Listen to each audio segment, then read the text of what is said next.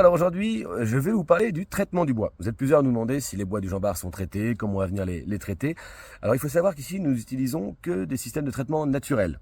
Alors on va essayer de se rapprocher de ce qui était fait à l'époque, même si c'est compliqué, puisque on a assez peu d'informations sur les traitements du bois à cette époque-là, et qu'en plus chaque chantier naval faisait sa popote. Et c'est encore le cas aujourd'hui, hein. Si vous allez dans un chantier naval en Bretagne, en Normandie ou dans le sud de la France, chacun va utiliser des produits peut-être différents ou avec des proportions différentes. Voilà, chacun fait un peu sa popote, ça a toujours été comme ça, mais il y a quand même des produits universels qui sont très connus chez les menuisiers, les charpentiers, notamment par exemple l'huile de lin. Donc l'huile de lin qu'on va utiliser pour traiter toutes les pièces qui vont être en aérien. Donc là ce que vous voyez, tout ce qui est comme ça à l'air libre. L'huile de lin va permettre de protéger le bois. En plus ça va faire un cicatif naturel, donc une peau naturelle autour de la pièce pour la protéger. Mais on va pas la mettre pure, on va la diluer avec de l'essence de térébenthine. Alors autant c'est l'huile de lin, c'est de l'huile de lin, pas besoin d'expliquer plus que ça. L'essence de térébenthine, c'est de l'essence qui est issue de la distillation de la sève de la térébenthine. La térébenthine qui est un arbuste. Donc on va distiller la sève, ça va donner une essence naturelle qui va ajouter à l'huile de lin, permettre de la diluer pour qu'elle s'imprègne mieux dans le fil du bois et que ça sèche plus vite. Alors nous on va être sur un pourcentage de 50-50 à peu près, 50% d'huile de lin, 50% de térébenthine. Les menuisiers généralement vont mettre plus d'essence de térébenthine pour que l'huile de lin sèche plus vite. Certains charpentiers vont utiliser quasiment de l'huile de lin pure. Encore une fois, chacun fait ce qu'il veut, il n'y a pas de recette universelle.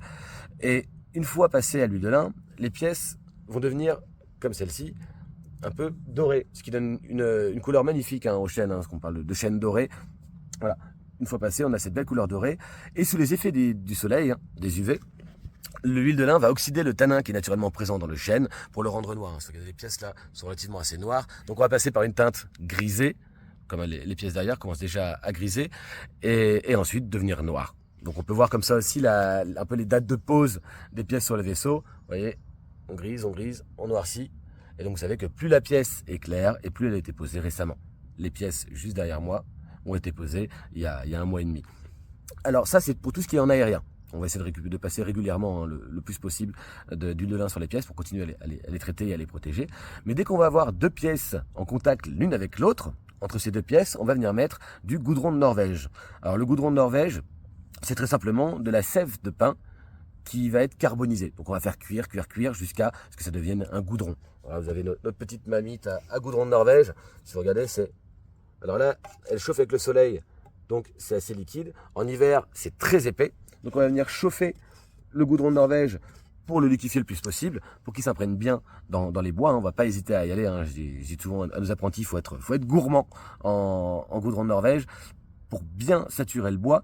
L'idée, c'est que une fois refermés ensemble, les 2 bois vont être, entre guillemets, collés, même si c'est pas une colle, je tiens à préciser, par le goudron de Norvège. Ça va créer une étanchéité entre les pièces et ça va éviter d'avoir de l'eau stagnante, puisqu'il n'y a rien de pire pour faire pourrir le bois, surtout en extérieur, d'avoir de l'eau douce stagnante. C'est là où on va avoir un développement fongique, donc un développement de champignons entre les pièces, ce qui, à terme, endommagerait les pièces. Donc ce goudron va venir faire une étanchéité entre les pièces, mais c'est surtout un insecticide et un fongicide entièrement naturel. Alors, quand vous rentrez dans le Jean-Bart, vous sentez cette odeur de fumée, de brûlé.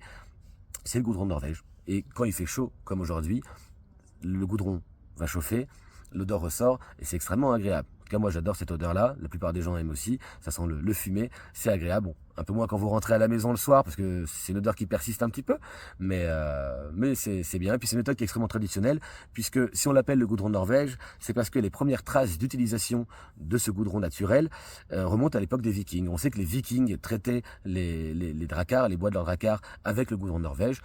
Peut-être que cette technique est plus ancienne, mais encore faut-il trouver des traces archéologiques de cette utilisation. On sait que les Norvégiens, les Vikings norvégiens le faisaient. On en produisait beaucoup en France aussi, notamment dans le Jura. Aujourd'hui, on en produit très peu. Donc nous, on se fournit en Suède, puisqu'on a trouvé une usine qui fabrique du goudron en Norvège en Suède, donc on fait venir de Suède. C'est beaucoup utilisé donc en charpente navale traditionnelle, mais aussi en chasse, puisque les chasseurs vont venir passer du goudron de Norvège sur le pied des arbres, ce qui va attirer les sangliers, qui adorent cette odeur-là, qui vont venir se frotter dessus. Et après, voilà, vous savez ce qu'il reste à faire. C'est beaucoup utilisé aussi dans le milieu équin, puisque ses propriétés antifongiques et aseptisants vont permettre de pouvoir soigner les sabots des chevaux. Donc les soigneurs animaliers dans les centres équins vont utiliser beaucoup le goudron de Norvège pour soigner et entretenir le sabot des chevaux. Voilà, nous on l'utilise pour construire des bateaux. Maintenant, vous savez tout sur le traitement des bois du Jean Bart et je vous souhaite à tous une très bonne journée et à bientôt.